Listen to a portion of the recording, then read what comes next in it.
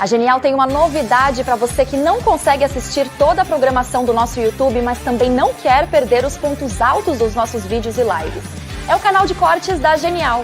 Lá você fica por dentro das informações mais relevantes e falas mais marcantes do time aqui da casa e de convidados. Tudo em poucos minutos e direto ao ponto.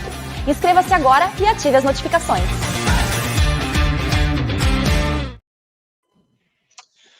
Olá, estamos aqui novamente com Conversa com o Zé Márcio. Tem hoje aqui um grande amigo, o Zé Roberto Mendonça de Barros, excelente economista, um dos melhores economistas do país. Tudo bem, Zé Roberto? Muito obrigado por ter aceito nosso convite aqui. Quer dizer, vamos bater um papo informal aqui com os nossos ouvintes. Tudo bem, Zé Márcio. Prazer falar aí contigo. Vamos que vamos, né?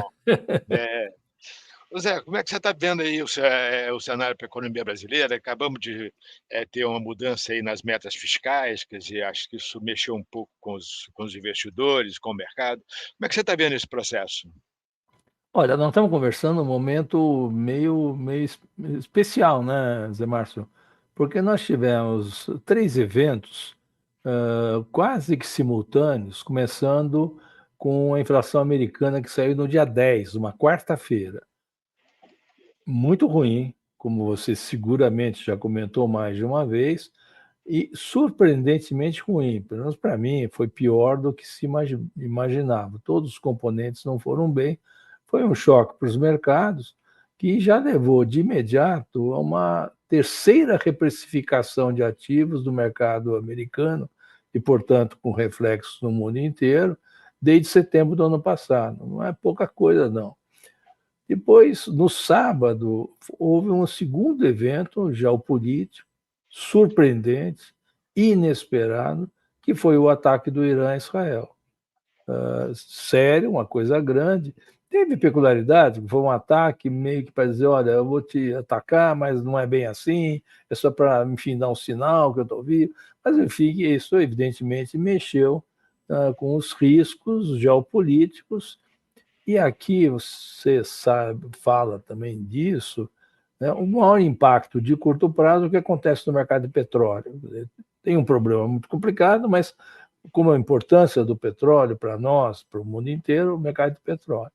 E aí, na segunda-feira, né, os mercados aqui abrem, já incorporando essas novidades, aí chega no meio do dia uma terceira surpresa inesperada, né, quando se podia imaginar que a meta desse ano seria alterada, não foi. Na verdade, que foi alterada a meta dos próximos anos. E aí foi um terceiro choque, assim, junto as 3 coisas, deu um balanço realmente grande nos mercados. A parte dos mercados tinha posições vendidas em câmbio e outras coisas. Nós assistimos, não é raro isso, mas é sempre complicado, não, cobertura de posições, chamado short covering, né? E eu estou chamando a atenção disso, por quê? Porque quando 3 ou 4 fatores se juntam, geram essa coisa meio explosiva, a gente tem que se chama de uma sobre-reação, um overshooting nos preços.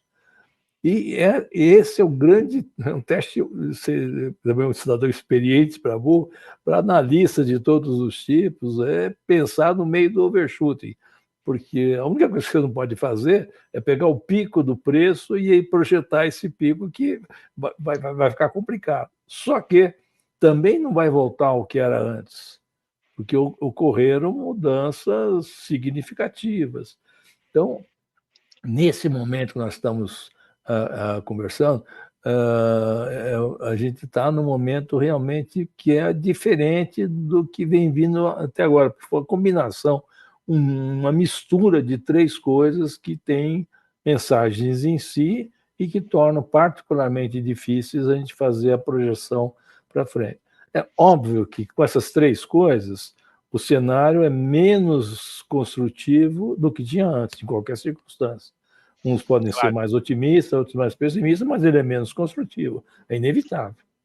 Claro, sem dúvida. Ô Zé, deixa eu pegar um gancho aí, que já que você começou falando sobre a taxa de inflação nos Estados Unidos, deixa eu pegar esse gancho, deixa eu jogar a conversa para lá primeiro, vamos começar lá falando um pouco sobre É bom. como é que você está vendo esse processo aí. Na verdade, quer dizer, o Fed, como você disse, o Fed fez uma mudança de cenário muito importante lá em outubro do ano passado, tá certo? Quer dizer, você tinha um cenário bastante duro do Fed em agosto, quando foi em outubro, o Fed deu uma mudança de cenário, mostrando um cenário muito mais otimista do que tinha antes. O mercado reagiu muito rapidamente, precificou o início de queda de juros em março, tá certo? Mas aí os dados começaram a vir não tão positivos e aí o Fed começou a adiar o início de queda de juros para depois para maio, junho, agora está em setembro, e já tem muita gente dizendo que não vai ter queda de juros em 2024.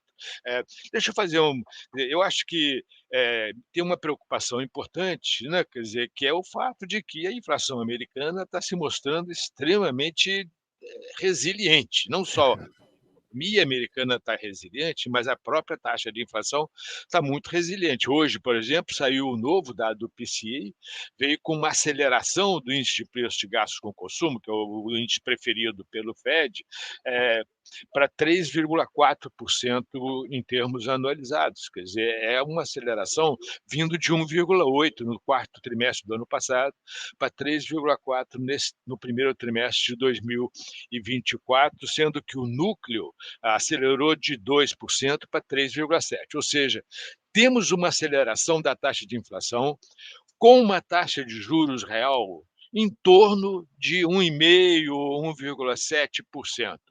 A minha pergunta, um pouco que a minha preocupação nesse momento é o seguinte: a sua avaliação é que este nível de taxa de juros real na economia americana vai ser suficiente para levar a inflação para a meta num horizonte relevante de política monetária? Olha, eu acho que sim. Essa é uma pergunta fundamental que você está fazendo, porque naturalmente essa situação que foi diferente, né, da esperada, né, coloca na mesa. Não só que será que não vai ter taxa queda de juros, mas pode ter até o pior, uma reversão completa mais adiante, né, que você tem razão de estar preocupado, porque aí seria outro mundo completamente diferente. Eu acho que ainda não tem evidência disso. Eu acho que o que a gente tem é uma situação na qual o excesso de otimismo, que você tem toda a razão, começou no Fed, não começou É, no mercado, né. Em dezembro, o presidente do Fed quase que falou: eu vou baixar o juro no primeiro semestre", né. O mercado que exagerou e abraçou março, mas daria para abraçar maio, daria para abraçar junho, com o que ele falou, isto é, as taxas fechariam, né. Então, tem essa reversão. Mas, ao mesmo tempo, e nos mesmo conjunto de dados de hoje, o PIB mostrou uma desaceleração bastante significativa, né. Ah, Existem outros indicadores que mostram que devagarzinho, mais lentamente do que se imaginava, mas eu acho que nós estamos caminhando por uma desaceleração. Embora seja muito incômodo, já desde fevereiro, se você dessazonalizar a ponta dos índices de preço e anualizar, esse aumento na taxa na ponta, que saiu de 2 e menos de 3 e está 4,5, 5, é muito preocupante, né. Então, esse índice que você menciona é mais uma confirmação disso, como foi o índice de preços mesmo, né, que saiu nesses dias.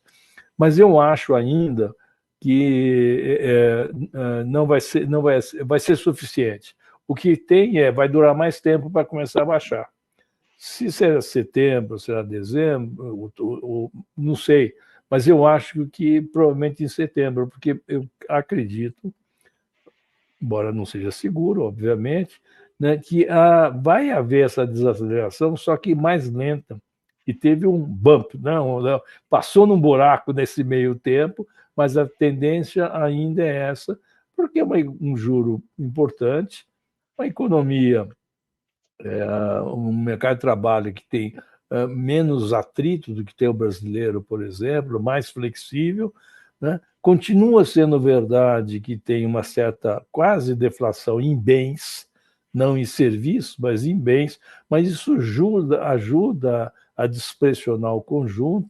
Então, meu cenário básico houve uma mudança importante, porque não é uma tendência de queda linear como parecia que vinha vindo, mas isso aí isso empurra para frente, talvez setembro, o momento de que os juros começam a baixar, mas a tendência é disso. Mais difícil para mim, junto com isso que você tem de preocupação, é se nós vamos ter um soft landing, isto é, um pouso suave, ou vai ser preciso mesmo uma coisa mais drástica para trazer esses preços mais próximos da meta. Né?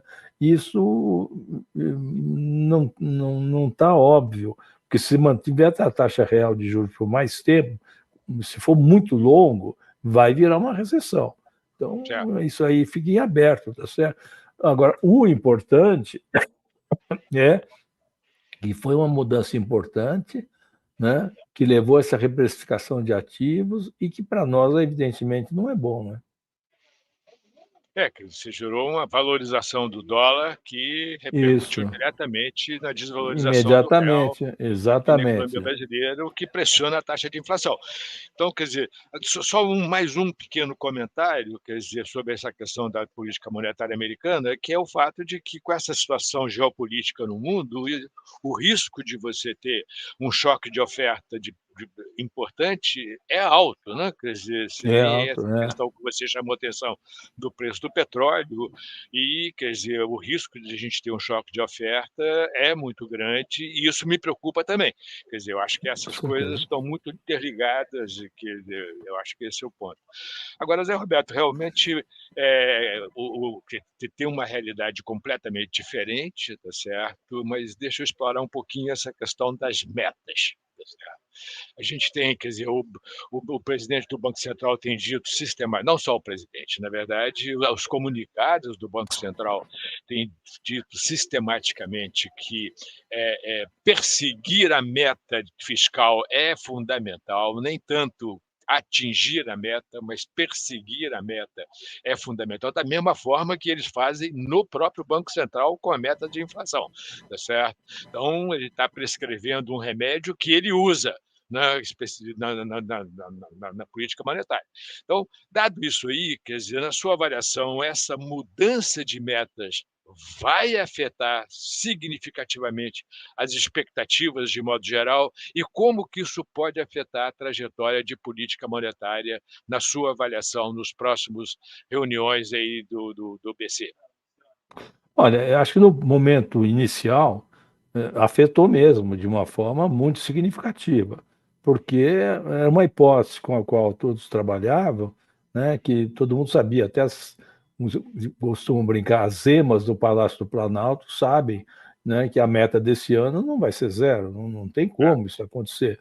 Né? Então, o que tinha até escrito pelo Banco Central, né, o jogo é perseguir até o limite, exatamente para evitar, inclusive, o efeito porteira, né? Abre a porteira, aí passa a boiada inteira, né? E fazer o ajuste mais adiante. E isso foi essa surpresa, mais do que tudo, né? Foi feito antecipada a mudança de meta e a mudança para vários anos, para muitos anos. Então, foi muito, muito, muito profundo isso, não é uma coisa pequena. Né? Do ponto de vista estrito de economia, foi um equívoco. Do ponto de vista de se misturar com política, você sempre pode argumentar, né, que acabou sendo inevitável, foi atropelado pelos fatos, tá certo? Mas é ruim e tem um custo. Então, isso afeta mesmo, vai afetar.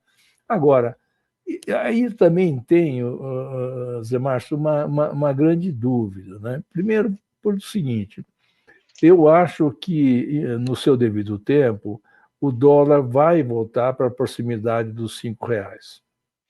Por quê?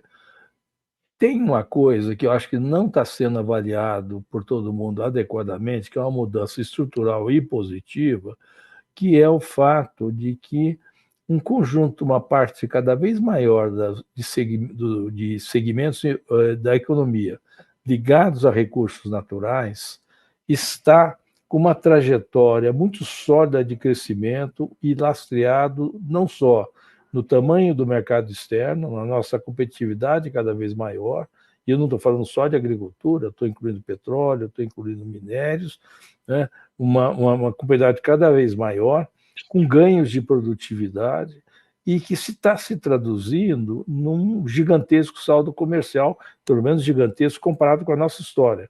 Nós estamos falando da vizinhança de 100 bilhões de dólares por ano, quando nós, há poucos anos atrás, estávamos falando de 10, 20, 30 bilhões de dólares por ano. Isso alterou o mercado de câmbio.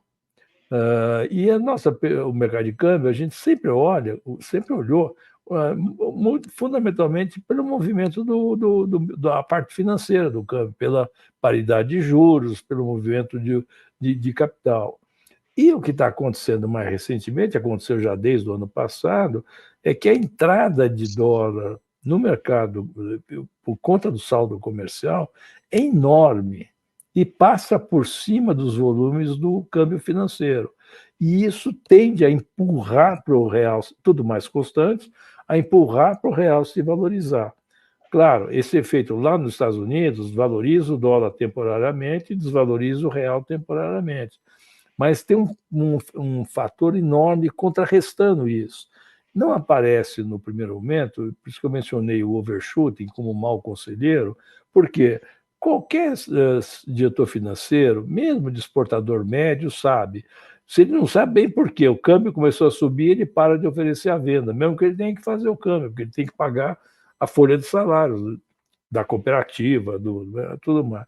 Então, esse é o primeiro ponto. E eu acho que nós vamos continuar a ter uma pressão para a valorização do real, que vai, no final das contas, ganhar desse movimento do dólar lá fora, porque, no meu entender, ele é temporário. Se o juro vai mesmo começar a baixar mais para setembro, ele vai devolver isso.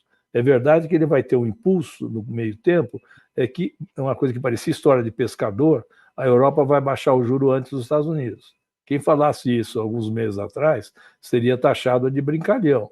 E, no entanto, mostrando que a nossa vida é difícil, né, Zé? A gente conseguir acompanhar tantas mudanças e encaixar organizadamente num cenário e em recomendações é muito demandante, mas vai. Então, vai ter ainda um adicional de força no dólar, que é agora junho, nós vamos ter baixa no curso. Mas eu acho que isso é uma coisa que vem. Primeiro, que somado ao fato de que, se não houver ampliação do conflito do Oriente Médio, não vai ter crescimento do preço do petróleo. Sem o conflito aumentando o preço médio, o petróleo vai para 80 dólares. Ele vai voltar porque tem muito... A gente pode discutir isso, acho que não vai dar tempo. Então, somado isso, eu tenho a impressão que a gente vai ter uma despressionar ao longo do tempo a questão de bens. Porém, eu acho que, nesse sentido, né, a desancoragem, no seu devido tempo, será menor do que no primeiro momento, que é o que o Focus está mostrando, uma desancoragem importante para o ano que vem, não é pouca coisa. Mas vai afetar a política monetária. Quanto a isso, estamos de acordo, né? Eu acho que o Banco Central não vai baixar tudo que eu não sei quanto ele tinha na cabeça, mas tudo que tem. A dúvida primeira é se vai manter os 50 pontos na próxima, ou se já começa a baixar aqui, ou isso vale mais adiante. Mas isso é coisa fina, importante para trader, né? Mas do ponto de vista do economista não é isso que faz diferença. Mas vai ter algum efeito, sim. Ficou mais difícil a vida do Banco Central. Acho que a gente estava aqui com a Selic terminal de 9,5, nós estamos discutindo, pode ser que a gente aumente um pouco essa Selic terminal, exatamente como efeito dessa desancoragem de expectativa que a gente já viu no Focus dessa semana, né? Isso, já apareceu. O Focus dessa semana já aparece com uma certa desancoragem das expectativas de inflação, câmbio, etc. Eu acho que é um ponto importante. Agora, voltando um pouquinho a essa sua avaliação, gostei muito dessa avaliação sobre a questão do dólar e tal. A minha pergunta, no fundo, é o seguinte: você acha que esses pontos que você está chamando a atenção, que são super importantes, vão ser suficientes para compensar o aumento da relação dívida-PIB que vamos ter certamente nos próximos anos, dado a mudança das metas, ou, quer dizer, a minha impressão é que, na sua avaliação, vamos sim, o aumento da relação dívida-PIB não vai ser suficiente para compensar essas forças de derrubada, quer dizer, de valorização do real. Essa sua, quer dizer, o cenário é um pouco nessa linha. É um pouco nessa direção. Porque, veja bem, Zé Márcio, esses segmentos estão crescendo há 20 anos, pelo menos, de forma muito intensa. Se olhar de hoje para frente, já está dado que vai ter um aumento significativo na produção de petróleo, que isso aí já está no pipeline, não tem nada a ver com novas reservas. Nada. Até 2030, nós vamos virar o quinto ou quarto exportador mundial. No agronegócio, nós subimos um patamar em matéria de ser player mundial, nós estamos caminhando para ser o maior player do mercado oceânico, isto é, o que transita de exportações e importações do globo. Não é o caso da gente falar isso, eu só quero dar um pequeno exemplo qualitativo disso. O ano passado, você há de se lembrar, o mundo sofreu um intenso surto de gripe aviária. Quando você pega no final do ano, começo desse ano, põe o mapa mundi e põe pontinho vermelho onde teve surto de gripe aviária importante, é o mundo inteiro, exceto o Brasil. E isso não é patriotada, isso é um fato concreto. O que isso significa?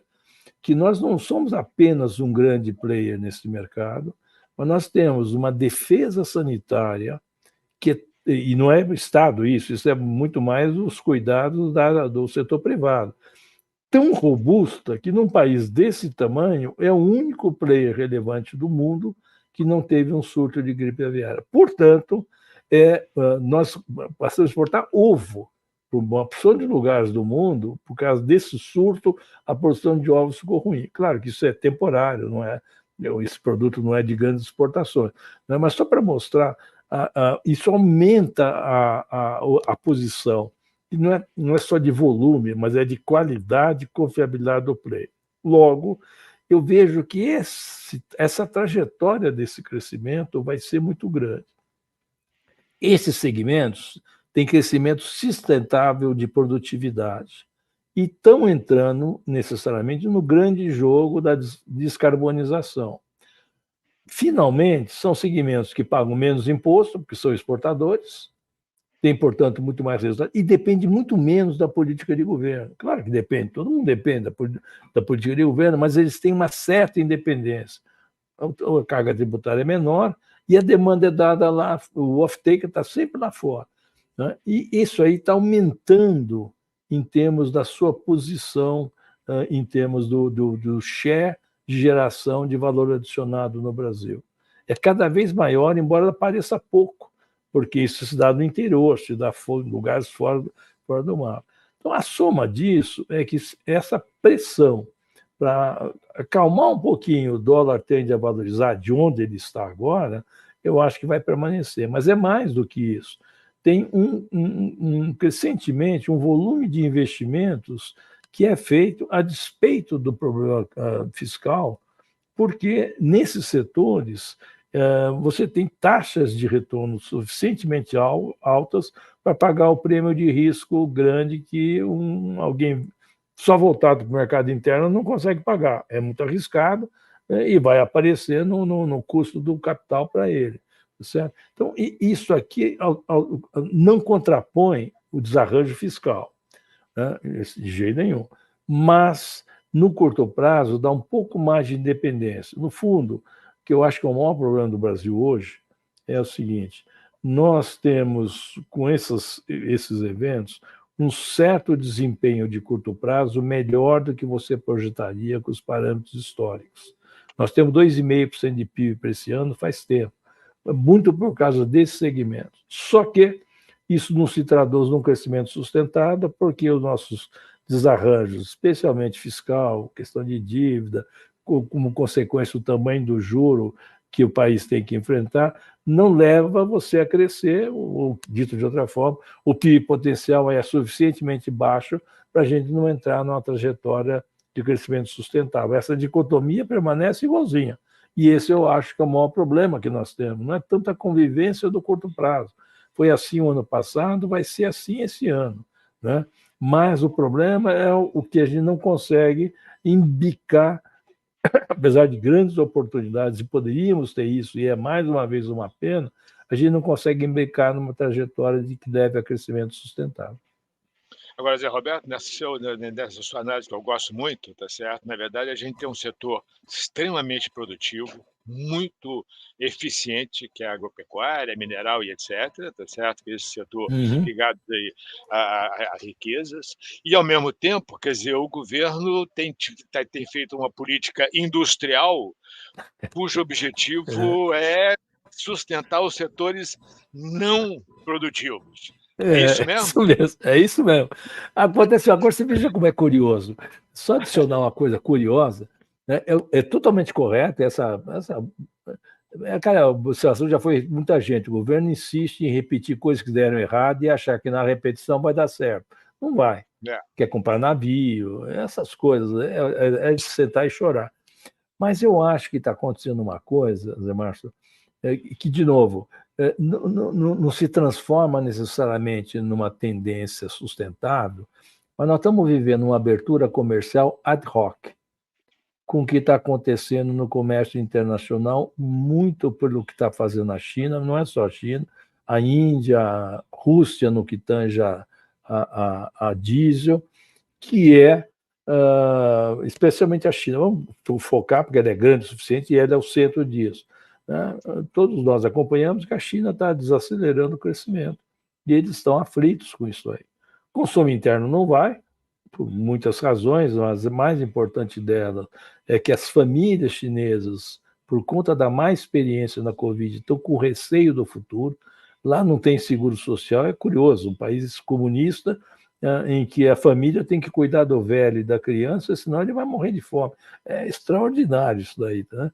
O fato é que o consumo não vai dar. A construção civil está tendo que fazer uma digestão.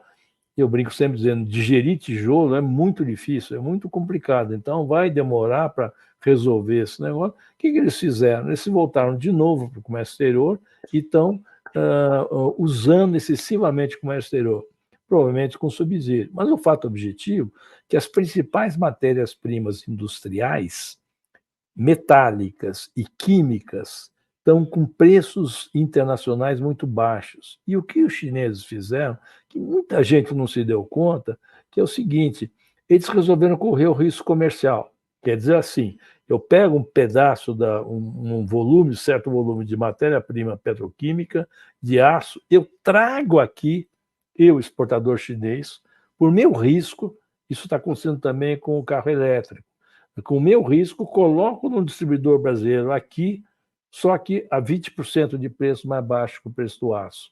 Por isso que eles saíram desesperados para aumentar a tarifa e essa semana conseguiram, eu acho que não vai adiantar nada, tá certo? Porque aqui nós produzimos 40 milhões de toneladas, na China produz 1 bilhão de toneladas. Então, se você exporta a custo marginal, que é inclusive legal, vai chegar muito barato. Então, nós estamos tendo uma abertura de rock. Por isso que a inflação de bens está muito comportada. E a preocupação está nos serviços, né?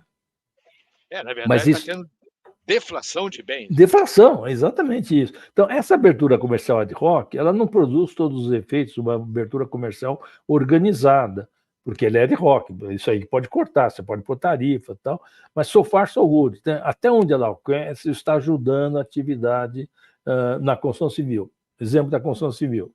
Né? A construção civil está tendo um razoável desempenho positivo, com preços de materiais crescendo 2% ao ano. E todos eles falam, não tem mais aquele sobrepreço que tinha porque está usando aço importado, uma porção de coisa desse tipo. Então, tem alguns efeitos aqui que melhoram o desempenho de curto prazo, daí o nosso 2,5, tá certo? Mas não se traduzem exceto pelo setor exportador, porque não é estável, é uma abertura ad hoc, tem coisas desse tipo. Mas é interessante isso que está acontecendo, e por isso também que a gente tem que... Eu tenho falei muito esses dias, toma cuidado que no overshooting, realmente ele não é um bom conselheiro. Tem que deixar sentar um pouco essa poeira. O net é ruim, não tem como ser bom, não tem como o que aconteceu nos Estados Unidos, né, e a gente dizer foi bom, mudar a meta e dizer foi bom, não tem como. Então o net é ruim, mas talvez não seja tão ruim quanto parece na primeira vista, esse é o meu ponto. Agora, Zé Roberto, tem 2 comentários aí que eu acho que vale a pena falar um pouco. Primeira coisa sobre essa questão da China. Eu tenho uma teoria, quer dizer, na verdade é uma intuição, de que o problema da China, na verdade, é o fato de que você tem um país que durante 40 anos teve uma taxa de investimento de 40% do PIB, tá certo? Isso significa uma enorme acumulação de capital. O mercado da China é o mundo, tá certo? Consequentemente, você ainda tem capacidade, esse enorme estoque de capital ainda tem um mercado para atender, que é um pouco agora, com uma diferença, com um ponto importante, que à medida que vai atendendo, o mundo começa a reagir, começa a colocar resistência a essa questão aí. Ao mesmo tempo, a produtividade marginal do capital na China está caindo Tende a zero. tendendo a zero. Então, você tem aí uma coisa que é uma disputa entre o mundo, que é o mercado da China, onde a China coloca seus produtos, e uma produtividade marginal do capital muito próximo de zero. Isso é uma disputa que eu não sei como é que vai se resolver no longo prazo. Eu acho que esse é o ponto que eu tenho na cabeça e a gente tem trabalhado com isso. A outra coisa é essa questão aqui dentro. É muito boa essa sua observação sobre os setores ligados a minerais, etc., tá certo? Como que o Brasil tem uma vantagem comparativa muito importante nesses setores. Agora, minha pergunta aqui é o seguinte, José, você está dizendo que o seu ponto isso no curto prazo, isso significa uma taxa de crescimento mais alta para a economia brasileira, um real mais bem comportado, um dólar mais bem comportado, tá certo? Consequentemente, que vai ser suficiente, quer dizer, para evitar que um problema com a dívida pública, com a relação dívida-PIB, com a dívida crescendo, tá certo? A minha pergunta é um pouco o seguinte: você acha que existe alguma chance disso se transformar numa nova dinâmica econômica que vai gerar um aumento no produto potencial e, eventualmente, transformar o Brasil num país com uma taxa de crescimento potencial mais elevada? Eu tenho dito uma coisa para mim. Eu tenho uma filha de 25 anos, 26 anos, e outro dia, conversando com ela, eu falei: pô, você não está entendendo, o Brasil está voltando a ser um país muito mais rural. Tá certo? Ela falou: como, pai? Eu falei: olha, que presta atenção, quando eu tinha a sua idade, eu só escutava bossa nova e jazz. Eu vejo você escutando música sertaneja. Isso mesmo. Uma grande novidade. Isso não é ruim, isso é bom, tá certo? Isso mesmo. Você acha que isso é uma coisa que, quer dizer, que pode se transformar num crescimento sustentável mais alto no futuro, ou você acha que isso não faz menor sentido? Não, acho que faz sentido, a ideia de médio prazo, longo prazo, com a qual eu trabalho. Por quê? Porque esses segmentos, eles não é só que eles produzem os dólares e tudo mais, eles produzem renda crescente. Né? Se você pegar o mercado imobiliário mais sofisticado do Brasil, hoje é Goiânia. Exatamente. E é onde gente que...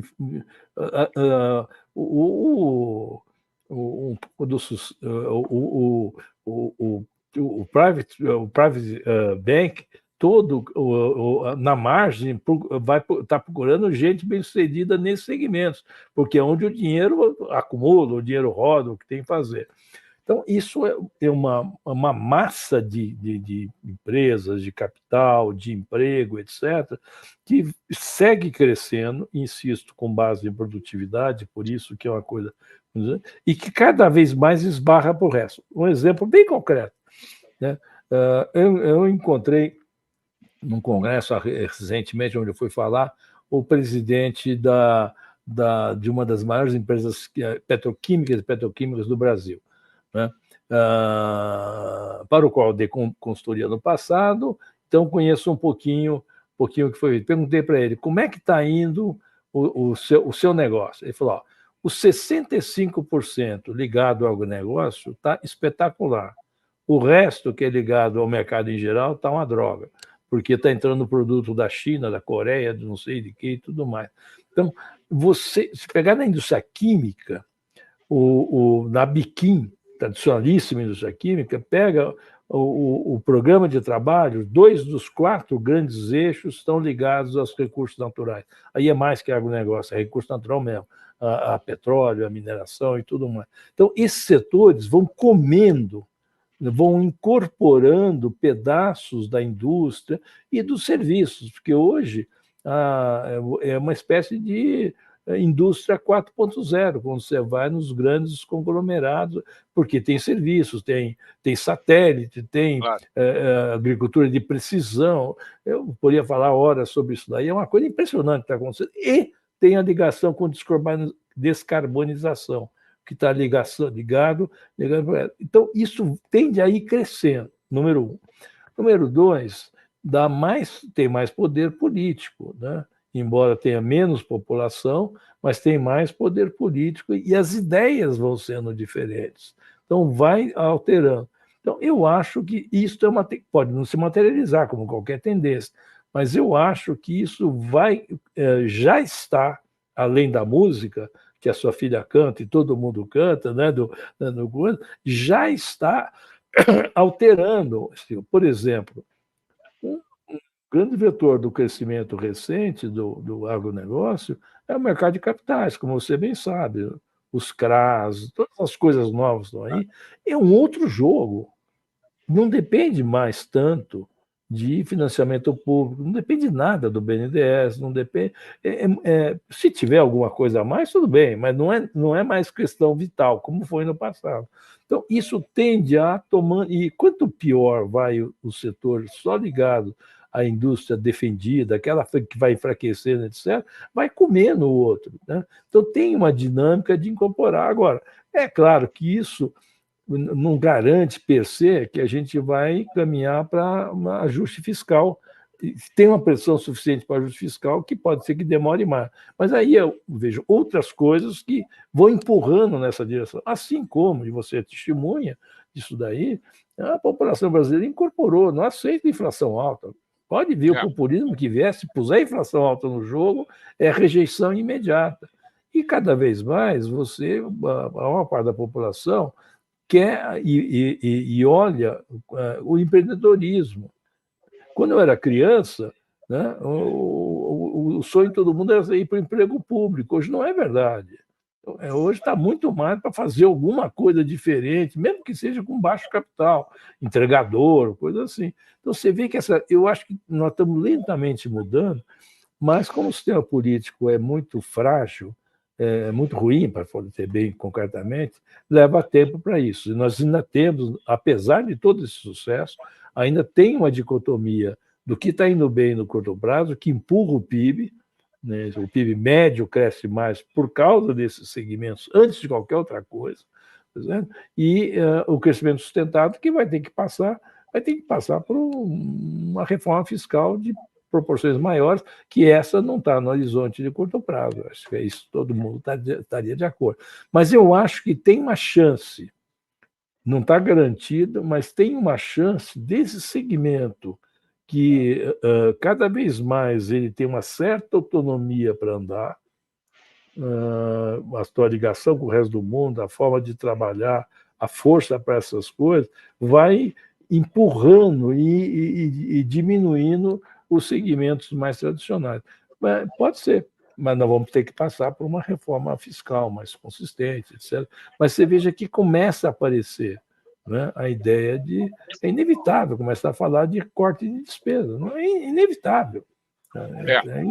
E já tem até alguma... Não sei o que vai sair, mas tem gente do próprio governo dizer, nós temos que começar a mexer com isso, né? E tem alguns trabalhos sendo feitos nessa direção, tudo mais. De novo, não é a curto prazo, mas eu acho que a gente tem uma boa chance de estar caminhando para isso, apesar do desânimo que certos populismos, certas coisas dão em você, em mim, quem está vendo, em todo mundo, tá certo? Mas eu não sou pessimista, não. Eu acho que tem uma certa chance. Não está garantido. Nós não estamos condenados a crescer como no passado nós achamos ingenuamente que nós estávamos destinados por Deus a crescer, tá certo? Mas não é verdade, não. É isso aí. Na verdade, eu tive no Triângulo Mineiro há pouco tempo atrás, é muito impressionante a pujança, quer dizer, no oeste do estado de São Paulo, eu tive em Goiás, realmente Zé, essa coisa outro mundo. É outro mundo, é uma coisa... O interior... Eu dizia, esse é o país que deu certo. Tá certo? Não, e esse troço vai empurrando, está tomando conta do... A segunda maior construtora do Brasil não tem nada no Rio, nem em São Paulo, você não tem ideia do nome, porque ela foi espalhando pelo interior. Né? Então, é outra coisa. Eu brinco sempre dizer assim, atualmente, quem está em São Paulo, o interior começa a 80 quilômetros daqui. Né? Passa Campinas, você já está no interior, tá certo? E aí você vai embora até a fronteira do país. Eu tive São José do Rio Preto agora, semana passada. Incrível, pô. Outra conversa. Outro jogo. É realmente impressionante. Só para complementar, eu já tomei muito do seu tempo, só para complementar o seu ponto aí sobre a influência política, pela primeira vez temos um candidato a presidente de Goiás.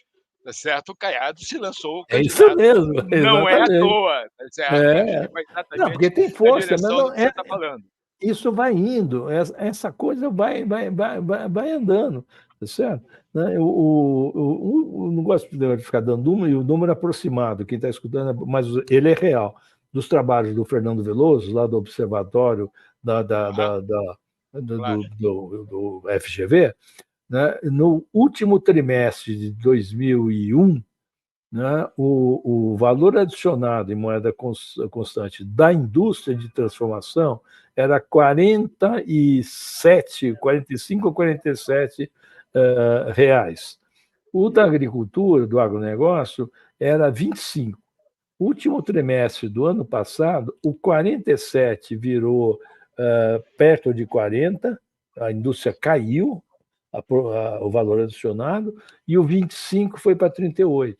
Então, os dois estão quase encostadinhos. Evidente, tem mais gente na indústria ainda do que tem, mas já esse troço está se cruzando. Essa é a diferença. Então, esse efeito, o espraiamento, está mais fácil e eu acho que vai acontecer. Mudar o tom do Brasil na macroeconomia vai ter chão, não é imediato, mas chance nós temos.